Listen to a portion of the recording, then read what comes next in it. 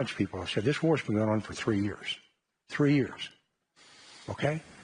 Just 11 years, but we're talking 3 years with the Russian engagement.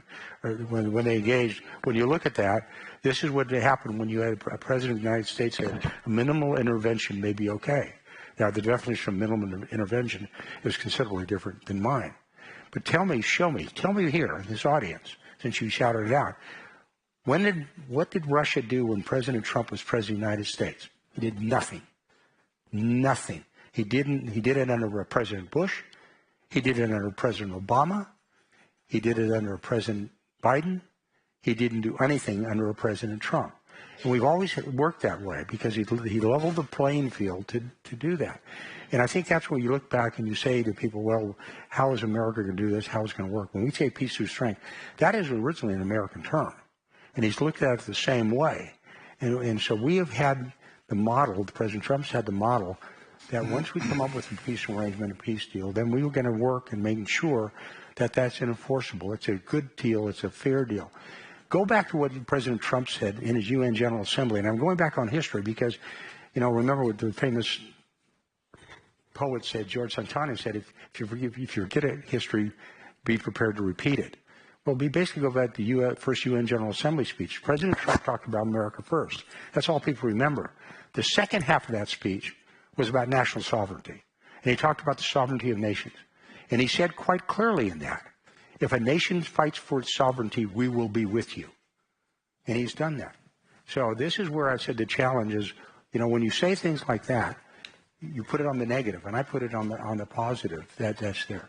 The last 3 years, or 2 years, the previous administration, the concern that President Trump has, when you look at what happened in Ukraine, he says, well, I want to, we stop the killing. And the level of killing, and we all know this, you're at World War II level of death. When you look at the destruction, let's use a city, somebody made a comment of Mariupol. When you came out of there, that's a city the size of Denver, Colorado. It's the size of Atlanta, Georgia. It's destroyed. When you look at the amount of death and destruction within Ukraine, so which is massive, the level of destruction in Ukraine it's 3 times the amount of death for the Ukrainians alone that Americans suffered in the Korean War and the Vietnam War combined over 11 years. So my take on this is if you think you can kill your way out of this war, you can't. Okay, it's not just killing alone. It's quite. You're going to have to have a comprehensive plan, a plan that has worked with the allies, working together. But it's going to be a comprehensive plan. I know I went over my time, and I got you on that one. It's okay. I'd like to get the response from the Polish foreign minister. We heard this morning the NATO Secretary General basically say to Europe, stop complaining, make a plan. We understand that there will be a summit on Monday. Perhaps you can confirm that. What leverage do you have to get back in the game? What's your plan? Well, to convince President Putin to become more reasonable, we have to convince him that the price that he would have to pay would be unacceptable. This is a classic colonial war. They usually take a decade. Look at Vietnam, look at Algeria, look at Angola, Afghanistan. Shorter than that is a bonus. Russian economy is starting to suffer. If we convince him that we are not eager to go back to business as usual, that we can sustain it for longer than he, then he'll make a deal. So our plan should be to stay the course, to continue supporting Ukraine and to support Ukraine in its defense for as long as Ukraine is willing to defend itself. Stay the course without the Americans, or? We made that clear in our announcement. Because they don't seem as if they're in it for the long haul. Perhaps I'm misunderstanding the general, but. Well, I agree with the general that if it could be ended quickly, of course. Everybody wants peace. Putin wants peace, but on his terms. The question is, how do you get to a deal that everybody can live with? And if it can be done faster, great. But in my mind, to get to it faster, you should prepare for the medium term. The first time I will disagree with Radek. Putin doesn't want peace.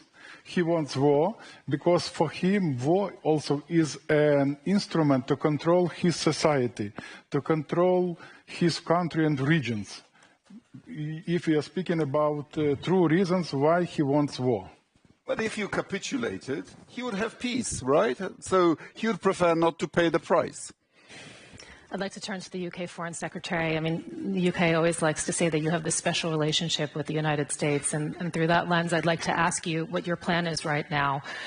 Follow Trump, try and build a bridge between the US and the EU, present your own plan? Let's step back for a moment. It was the US and the UK that 3 years ago presented the global community, because of our shared intelligence capability, with a fact that many in Europe said couldn't happen, wouldn't happen, that Putin was about to invade Ukraine. And I was in Ukraine the month before that invasion, and I remember looking at all the faces of those young men and women in Kyiv who had lost their lives, because this story begins back in 2014.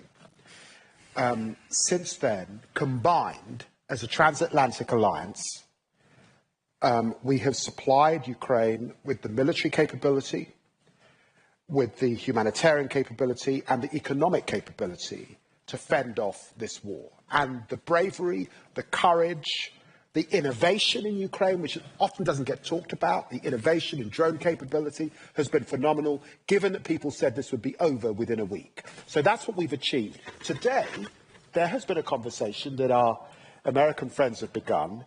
It's talk about talks. There is no negotiated settlement.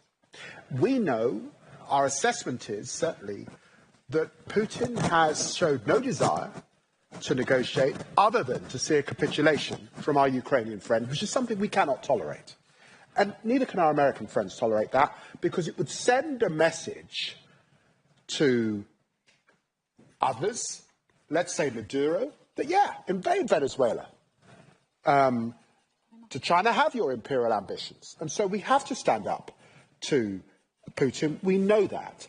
The truth is, in that negotiation, the question is on what terms, one, and two, what are the security guarantees that ensure that Putin does not come back for more, so that we have an enduring peace? And what we know, and it's a bitter pill, was that Minsk didn't work. He breached the OSCE monitoring exercise 20 times. It didn't work. So something's got to be in its place this time that works, and that's why we believe an irreversible pathway to NATO is important to keep on the table. Minister Sakaliene, how do you see the first steps to providing Ukraine the security guarantees that it needs, and that would also make you feel comfortable? I mean, Lithuania, everybody talks about how you are also in Putin's eyes quite closely. Well, first Are of we all, talking about a European army going forward? What would you like to see in the short term, the medium term, the long term? Because Zelensky mentioned a European force this morning. I think that we are not starting from the most important moment. It's military muscle of Europe. You cannot guarantee security to anyone if you are not strong enough. And therefore, we have all been shaken a bit, I'd say, over the course of past 4 days. I came from Brussels to Munich, and in Brussels I saw a very interesting change in the room full of my colleagues in the course of 24 hours, when from this illusion that the United States are going to defend Europe, we came to a realization that we are going to defend ourselves with the help of the United States. And that's a bit different formula. And therefore, yes, we need to be in the room where negotiations will be, because we are going to bear the consequences as well, and we are going to be a part of it. But talks are just empty words if there is no money on the table. And we will have to put that money on the table now. We have debt of over 7 decades to the United States all over Europe. Okay, our region probably 3 decades, because we were occupied before that. But nevertheless, the United States paid for European security with debt with interest came to our door right now, and we will have to deal with it if we want to help Ukraine. So security guarantees means that we have to have a capability to guarantee anything. Also to invest in Ukraine. Ukrainian defense industry and European defense industry and United States defense industry is a critical element of guarantee that Mr. Putin, after 2 to 3 years, or however long he will need, but let's not have illusion that it's going to be long, to finalize reform of his army, to continue the production of defense industry, well, in his case, aggression industry in his country, which is fast already. And if we want for ourselves to be strong and for Ukraine to be strong, that means Ukrainians who have technology, engineers, motivation, and we have twice as large capacity for defense production than we have money for it. That means also investing in Ukraine. And that also means that first step is financial instruments for all Europe to borrow as much as we can right now, to make acquisitions as fast as we can right now, to build defense factories as fast as we can now, and also involving defense industry and asking them to change the rules as well. The usual sustainable, careful business building rules no longer apply. We do not probably believe anyone in this room that there can be any sustainable agreement with Mr. Putin which can last long. I agree that Mr. Trump has had and hopefully will have an effect on Mr. Putin. But he is a person who is building his empire, and also I agree completely with Ukrainian colleague. Having a war on his soil is helping him as a dictator to thrive. But also China and Russia are going to combine their actions, and therefore our ability to have a military muscle will be needed when we will have both Europe and the United States to stand against both Russia and China in the next stage, which will come soon. I think that a lot of the shock that has happened at this conference over the past couple of days is the manner in which the United States has chosen to engage with Putin. And General Kellogg, I'd like to address this to you, because the impression is that the U.S. has already given up leverage to Putin before talks have even started. The EU foreign policy chief actually used the word appeasement. She said it never works. You have previously suggested, and this is also before you were part of the administration and part of this effort, that both sides of the conflict will have to make concessions. What concessions will Putin have to make? Well, to me, there's going to have to be things like territorial concessions as well. Okay, some of it is unrealistic to expect where you'd want to go to, but it's territorial. It's subterritorial. It could be the engagement of refusing to use force, renouncement of the use of force into the future. From a political side, he's not going to downsize his military forces. Hopefully get rid of what we're going to try to do is basically force him into actions. What you want to do is force him to actions maybe he's uncomfortable with. What I mean by that, as an example, right now is what we're going to do is try to break this alliance that he currently has. He's got an alliance around North Korea that wasn't there before. He's got an alliance with Iran that wasn't there before. He's got an alliance with China that wasn't there before, meaning 4 years ago before. But let me just pivot real quickly before this, because what is really interesting to me is because now, which I think is very, very important, is how the Atlantic Alliance is coming together. Well, my response to the Atlantic Alliance, well, about time. Glad you showed up. Because we said over 4 years ago, we said it quite clearly, the NATO alliance made a clear declaration in 2014 in Wales that by 2024, that they would have 2% of their GDP in defense, of which 20% was modernization. We still have 8 members of NATO who are not there. It took a long time for these nations to get there. Congratulations to the Poles, who are now leading the pack, with their well over 4%, getting to 5% on the defense. But that's a question you want to make, and I understand it. I mean, you said that you're going to force Putin to do things. How exactly are you going to do that? And will it be, because, I mean, Zelensky said this morning, he was very clear, he wants sanctions on the front end, not on the back end. He wants them now. More sanctions, excuse me. Challenge is that on the table? Well, when you say concessions, of course they're concessions, because both sides are going to have to give. I mean, you cannot say... No, he wants sanctions. He wants more sanctions against Russia. Let's use sanctions as an example. I think it's a great example. And it's a great example to use it. And right now, most of the nation that's here have sanctions, and we're going to stay on sanctions just for a minute, but one of the sanctions they talked about is what it's driving Russia. It's really a petro state. 70% of the money they are getting to fund this war comes out of petro, oil and gas. Most of that is going through the shadow fleet. Most of that shadow fleet, 70% of that fleet, goes through the Baltics. Mm-hmm. We've intercepted one or two of those vessels.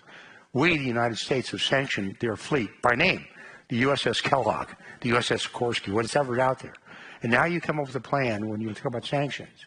If you rate them on a level of 1 to 10, 1 being low, 10 being high, we're probably at a 6. But enforcement is about a level 3. So what you say, what does he have to give up? Well, maybe he gives up his oil revenue and we'll force him to do it. Because what you do is you start employing sanctions that break the economic back. We've done this before. We've seen this before. Trump has seen this before. We did it against the Iranians. We nearly broke the Iranians back with economic sanctions and oil sanctions. We turned around and we gave it back to them. So this is a point where you say, what do you do? These are the kind of things you do. If you think, to me, this is just me, if you think you're going to kill your way out of this, you're wrong, because you have a lousy review of history. Because what I mean by that, this is a nation, we're talking about the Russians, that were willing to lose 700,000 in 6 months in the Battle of Stalingrad. They're willing to sacrifice hundreds of thousands of their soldiers in a fight, in a great fight by the Ukrainians. So much so they're bringing in North Koreans. They're not bringing in North Koreans because they think it's a good idea. It's a tell. The tell they're saying is they've got a problem with manning. They've got a problem with soldiers. So you make them pay the price for that. So it's not just one thing. It's just not the metric of saying it's kinetic, military. You've got to balance it all. It's across the board. Too many times what we devolve into, we're saying, well, it's a manning issue. It's a killing issue. It's an aircraft issue with fighter bombers, artillery. It's much more than that. And what we're trying to say is it's got to be a comprehensive plan that ensures that he knows that we're going to snap back things, that there's going to be pressures on him that run across the entire gamut to put him on pressure. Military pressure alone won't do that, because he'll just mobilize. He's pulled tanks out of mothballs. He's pulled tanks out of museums. He can use to bring in North Korean troops. So what do? You attack things other than just kinetic. You don't dismiss that. But you can attack other places as well.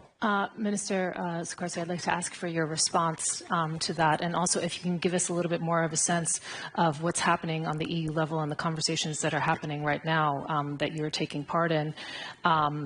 Because, Zelensky saying that in addition to security guarantees from the United States, at least 200,000 European peacekeepers would be needed to prevent a new Russian attack after any ceasefire. You're the driving force, of course, behind EU discussions on joint financing of defense. You also hold the rotating EU presidency until June. Do you have the feeling right now, because, there's always been this conversation about a common EU defense. Is this the moment right now for the EU? Is this the moment where that's happened? Is the will there from your partners, especially Germany and France? We've been talking about European defense for decades. There was even a treaty in the 1950s. There were announcements made at the time of the Yugoslav war. Then there were the battle groups. We are now organizing a rapid reaction force, a brigade-size force. We've appointed a EU commissioner for defense and space. But defense is very expensive. It's follow the money is a rule. If we don't devote real resources, it will not be serious. And the resources have to come from somewhere. And the list of sources is limited, either from higher contributions by member states, or from unspent funds from the COVID bonds, or new defense bonds, or perhaps a rearmament bank modeled on the EBRD, but devoted specifically to nurturing a European defense revival. Whether we do this depends on whether people are scared enough. You've noticed that people spend more on defense the closer we are to Russia. But, if we recognize that Putin is a threat to all of Europe, then it is not fair for us, border countries of Europe, to be landed with the entire cost of defending more comfortable countries and richer countries to our west from this common threat, which is why it makes sense to share the burden through the European budget. We have a defense budget. It is called the European Peace Facility, where we contribute in proportion to GDP. Unfortunately, disbursements from it are being blocked by one European country, Hungary, and I hope General Kellogg can help us to persuade Hungary to stop blocking these disbursements, because times have become really dire. We have a leader who has appointed himself as someone who can decide who is a nation and who isn't, who has broken taboos established by two bloody civil world wars, that thou shalt not change borders by force. So yes, I do believe that the hour has come to treat European defense seriously. Secretary Lemmy, you have been quite skeptical about Putin's intentions, as you've highlighted earlier. It's interesting to note that he's not talking about compromise, actually, at this point. He's talking about his concerns being recognized. That's the language that's been coming out of the Kremlin. And through that lens, I'd like to ask you, how do you see Putin not walking away a victor if a ceasefire or a peace deal is brokered? Well, this is where we learn from our shared history and shared understanding. It was an American diplomat, George Kennan, who wrote a long telegram back to the United States that begun the foreign policy of containment of Russia. And in crafting that policy, which was a shared policy, we understood two things. We understood, and sadly Putin is indicative of this, there is a Tsarist tradition that he's leaning into, Peter the Great, Nicholas I, the worst of that period, imperial in its ambitions, and there is a Soviet tradition. Let's remember he's a KGB agent, he's a man of deception, and in negotiating with him, we have to understand that and relate to that. And of course, what we know is it's usually war that stops that ambition. To the south, the Crimean War. To the east, the Russian war with Japan. And to the west, the Cold War. And we should be deadly serious about those imperial ambitions. And I said in the House of Commons, as someone whose ancestors faced down imperialism, that we have to be real about that threat, which is why Radek is right, and our American friends are right, and have been right since Roosevelt, about European spending. And despite all that we have done, and it's now the case in Europe that we are spending 53% of the money on military effort is coming from Europe, 60% of the humanitarian aid is coming from Europe, but we will need to do more. Because combined across our GDP, it's about 0.1%. We can do better and must do better over this next period if we are to face down Putin. And that's the basis on which we go into negotiations, understanding the sharp lens of history. We have just a few minutes left. I'm, of course, going to give you the last word. But first, I'd like to turn to the defense minister from Lithuania to give us your last final thoughts. And I mean, your comment on how concerned are you that, we might be looking at competing visions, actually, for what might happen in Ukraine? How concerned are you that, about Ukraine's voice being heard in all of this? I'm actually mostly concerned about what we are going to do and how fast are we going to do that. So regarding support to Ukraine, I completely agree with Secretary Lamy that we need to agree that our support is measured not by words, but by money and guns. So Lithuania gave 0.25% GDP last year, and we are going to keep the pace. Really, EU can do 0.25% GDP as a brink, at least.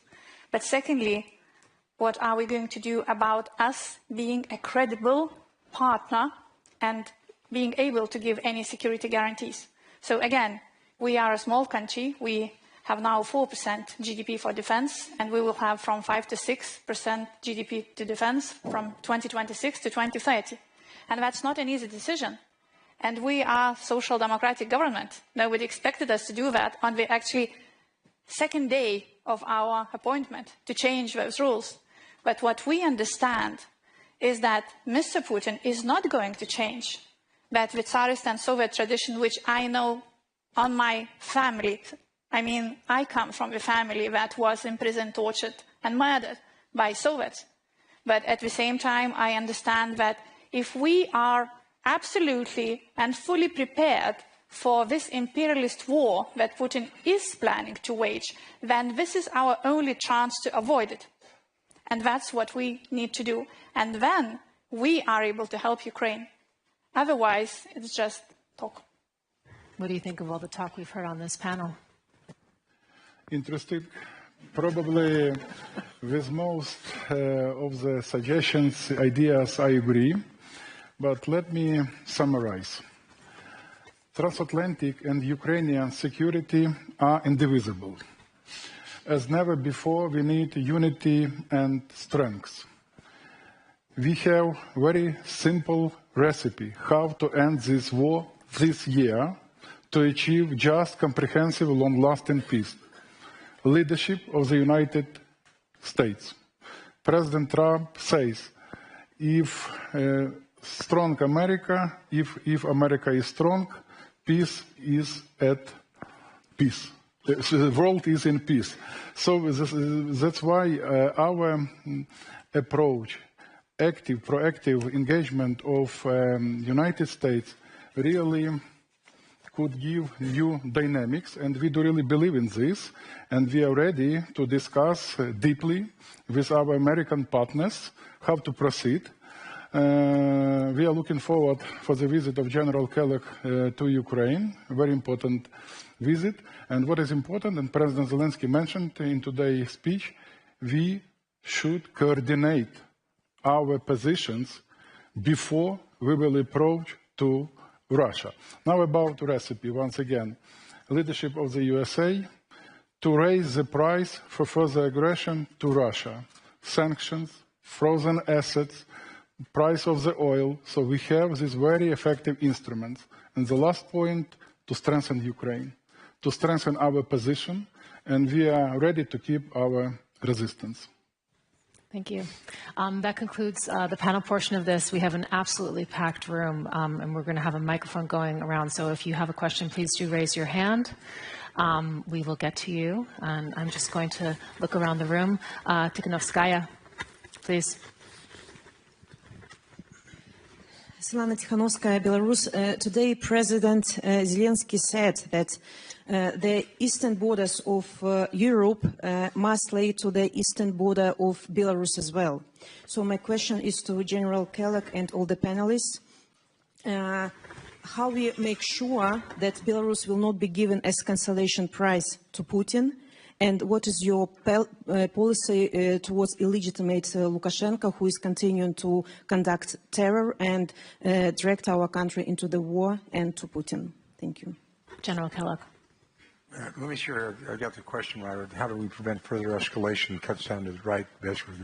Will Belarus be used in this as a pawn in a geopolitical game? Well, they already are. As a bargaining chip. Well, they already are. Belarus has already been used as a pawn. I mean, when you look at it, it's some of the attacks basically emanated, and fortunately there was a lot of resistance within Belarus, and it's a weak partner, but it's still a partner of Russia right now. When you talk about expansion of it, I think what you have to do is like anything else, and it sounds, because we're now talking almost in a large general context, you can't appease aggression, okay? And that's the reason I keep coming back to the challenge. As I said, with this administration, and probably the question was, what did you talk about last year here? What did you talk about the year before here and time before? But that's my challenge to everybody here is I said, look, you cannot show me where we allowed aggression within a Trump administration for 4 years. You can't.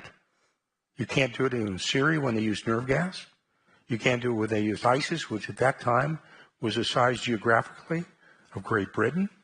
You can't say the same thing about Iran with Soleimani. We can't say the same thing when we made sure things happened all over the world. This was a man who said, if you attack an American in his last State of the Union, if you attack, not kill, if you attack an American, your life is forfeit. And months after that, we put an entire SEAL team, our best special forces, into one country in Niger and Africa, and it's illustrated, to get one individual who's kidnapped by bandits. And we were willing to do that. So the point is, you almost have to trust the man and trust the discussion. What you were talking about is what has happened in the past history, and somebody said before that with the invasion of Crimea and before, what's the past history? Don't put that on us. Okay, this kind of goes back on you, on the European environment. But we have a track record, the Trump administration, of 4 years of what's happening. We've been in power, the president has been in power for 25 days. 25 days. But we made very clear that this war must come to an end. That is not what you heard from the last administration. You know, to me, the last administration said, and I know I'm veering away from a little bit what you asked, but as long as it takes, as much as it takes, that's a bumper sticker. That's not a strategy. At least come up with a strategy to do that. And I see Senator Wicker in the audience, who runs our great Senate Armed Services Committee, and he knows, because when I went to Ukraine last time, I went in front of his committee and I explained, this is the way you have to do it. And the explanation I gave to him was that was piece of strength. When will we know what the Trump plan is? Well, What's the time frame? We're 25 days. I mean, maybe if you give us within 30 days, we might. Well, he's already called Putin. Yeah, He's called Putin. So. Well, that's pretty good considering that Biden didn't call Putin for 3 years. Okay? And the fact of the matter, the way you like it or not, you have to talk to adversaries and friends as well. You know, when you think about it, it was, I had a great Secretary of Defense, General Mattis, once say, I may not like this son of a bitch, but I got to talk to him. Well, the fact of the matter is that's there. But I think that don't put on the problems of the last 3 years, which was accepted on us when we've been there for 25 years. Go back and look at it. We're going to take another question. So we have a number of hands there, right here. Maria Ivanova, member of the Parliament, Ukrainian Parliament, European Solidarity. Dear General Kellogg, just for your information that the Russian aggression has been started in 2014. 16,000 Ukrainians have been killed by Russian army. And that is why before 2022. And that is why, of course, we really thanks for all the support you have done. But don't make Putin great again, because we see what is going on when in such messages detoxing Putin and detoxing North Korea, Iran, and all other authoritarian regime. So please make democracy great again. And here we are together with Europeans can make it together, because we are fighting for 11 years and we are ready to fight further together with Europeans and together with you.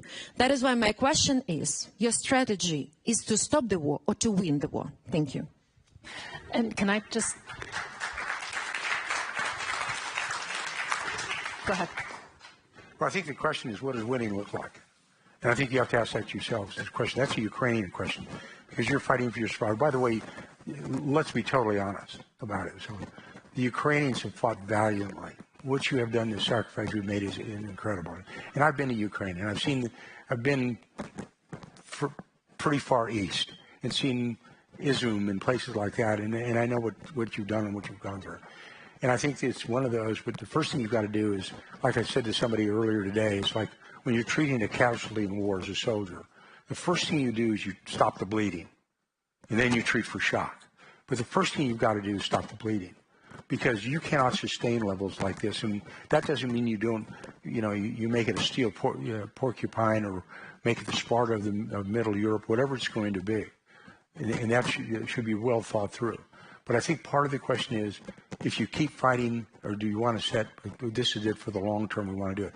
I remember going back with Konrad Adenauer, who was the first chancellor of Germany. He wanted to unify Germany. Without question he did. But he looked over the long term, and he said, maybe this is what we look like. When you look at the Baltic states, which were subjugated by the Soviet Union after World War II, the United States never recognized that. It was called the Wells Doctrine. And we said, you can occupy the land, But we as the United States, we do not acknowledge the fact that this is your territory at all. So this is one of those when saying, okay, this is part of the process. We have to figure out what does it look like. If you're thinking about victory in World War II terms of signing a peace treaty on the deck of the USS Missouri in Tokyo Harbor, that is probably not going to happen. But you have to look at it a little bit differently for the long term. And that's what we want to do. We want to send a message that aggression is not acceptable and that the freedom and sovereignty of a nation is acceptable, and that's what we want. And those are the hard questions we have to ask. We have to address it. We can't run from it.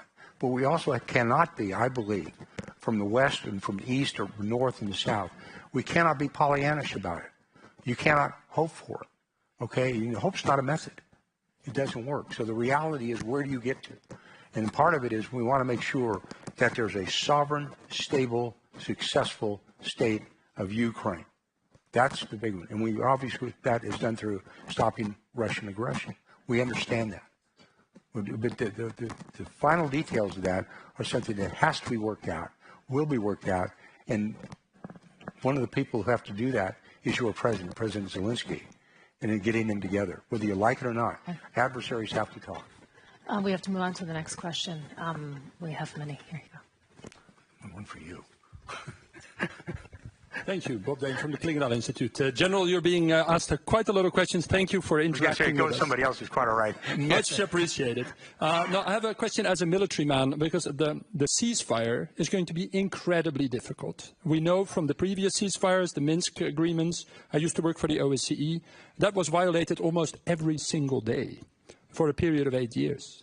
And this line of contact is much longer. And as a military man, you know well that the complexity of these weapon systems, artillery, drones. Do you have some idea already on what will be needed even to monitor and enforce such a ceasefire?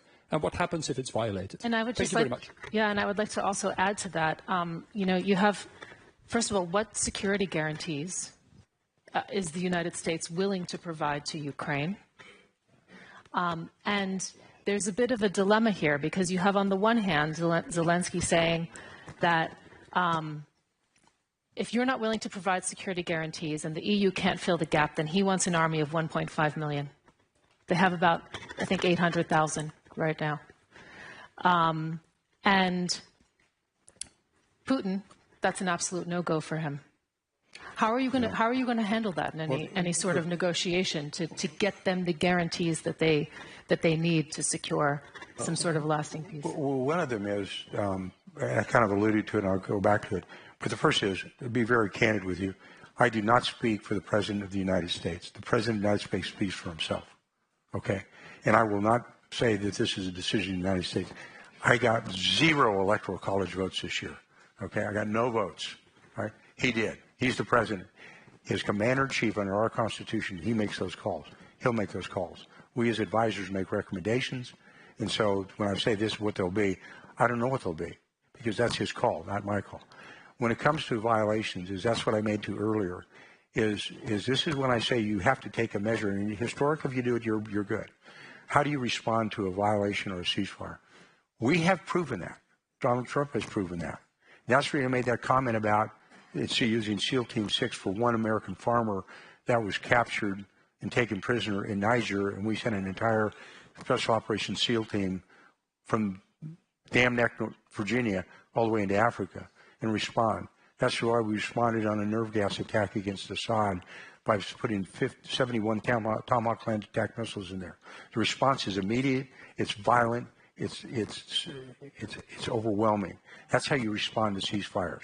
You don't respond to ceasefires by going, gee, that's okay, okay? And the measure of the man, and I've seen it happen in 4 years, is a willingness, the willingness to use force, because that's a key part of deterrence. Because what you're asking about is, on a violation of a ceasefire, is how do you establish deterrence? You can have all the capability in the world that you want, but if you don't have the will to do that and the will to execute, then it means absolutely nothing. And ceasefires mean nothing. Okay, we're going to take another question. Yeah. I just want to make this point on behalf of Ukraine. We have a shared responsibility, because it was us as allies that encouraged Ukraine to give up their nuclear weapons. And I know that there is a discussion in Ukraine that had they not done that, they would not be in this situation. the truth is, when you look around the world in different conflict zones, there are different security guarantees. The United States effectively has security guarantees with Japan, with South Korea. There's Article 5 with Israel. There are different security arrangements. This is a long border. There is drone capability, which we learn from, that can provide some of that guarantee. But in the end, what I think we'll be thinking about, and I know we're thinking about, is what does Russia fear? What stops them breaching the guarantee? And that is the detail. That is an alliance we're getting into. And of course, Ukraine will want that guarantee. And even if they were to be admitted to NATO, there is a path. They would need those guarantees even before that irreversible pathway that we set out back in September.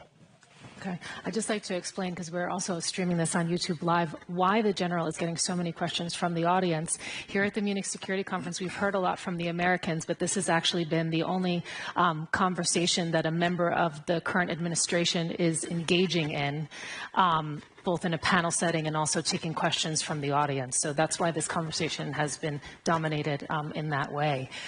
There's one more question here, and then this is the final question. Thank you very much. Pavel Popescu from Romania. General Kellogg. I remember, definitely, yeah. I remember the meeting we had 3 years ago when we were discussing about these topics. First Trump administration, President Trump said lots of things which Europe didn't like. Lots. He said lots of things that Europe didn't like in the first administration. And he was right.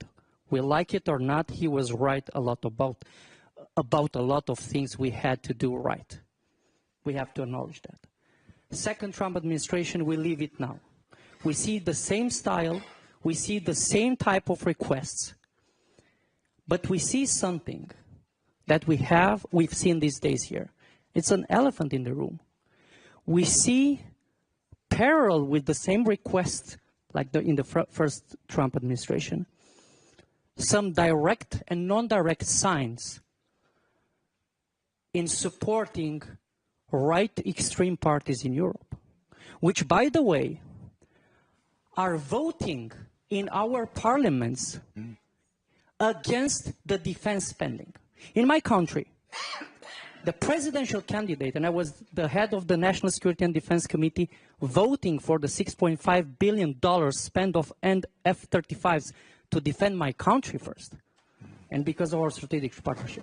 In my country, a candidate spoke against that contract, addressing people that this is a very bad thing to spend money on F-35s for our defense. My question is, how will you deal with this kind of narrative while you will try to convince Europe? And I agree, we should be convinced we should do more about that. And I'm a big fan of that. But how will you address this challenge while supporting the voices which got the vote because they don't want to spend money on defense? Well, Thank you very much. I think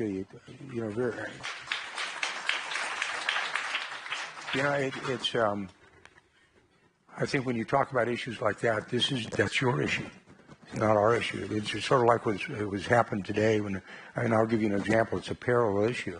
When I was asked about Ukrainian elections today, I said, I said, that's the issue for the Ukrainian people. The same issue, that's the reason why, as a democracy, you get a chance to vote about it. And it's one of those things where I think there's a cautionary note that one of our founders of our Constitution, Benjamin Franklin, was asked a question when he came out of our Constitutional Convention. He said, Mr. Franklin, what have you given it? What have you given us? And his response was, a republic, if you can keep it.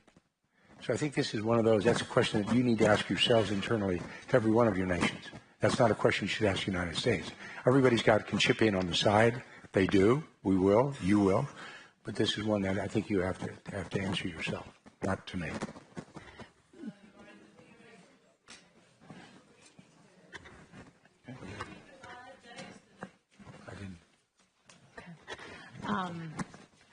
Minister Sevilla, I would like to ask you to have the final word.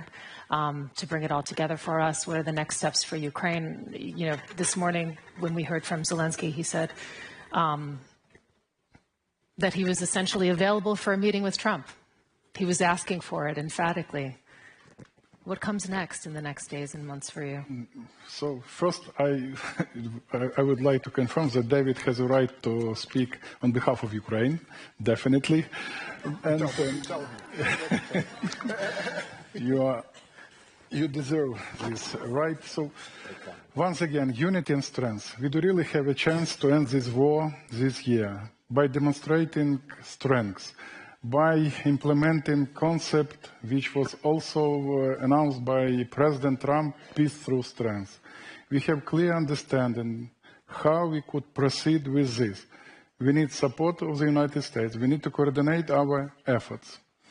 And probably to predict, to prevent such a situation when we were not aware about something about us. Nothing about Ukraine without Ukraine. We will never accept any initiative which was elaborated without us.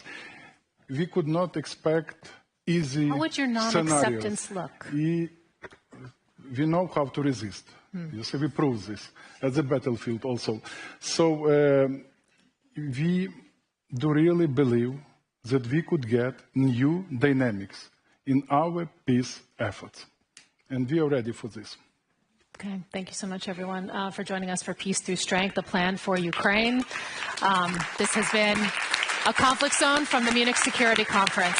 Thank you so much for your time. Thank you so much, Foreign Minister. My pleasure. Yeah, really a pleasure to speak with you. And I look